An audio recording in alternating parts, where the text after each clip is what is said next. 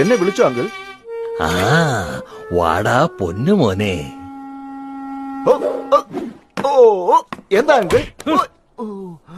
രാവിലെ എനിക്ക് കാപ്പി തരാതെ നീ പ്രാക്ടീസ് ചെയ്തോണ്ടിരിക്കുക. ഒരു ദിവസം 9 പ്രാവശ്യം കാപ്പി കുടിച്ചില്ലെങ്കിൽ എന്റെ എഞ്ചിൻ ഓടില്ല. എന്റെ വയറ് കത്തി കരിയുന്നു. പോയി അങ്കിളിന് കാപ്പി കൊണ്ടുപോവാ. ഇപ്പൊ കൊണ്ടുവരാം. ഒരു മിനിറ്റ്.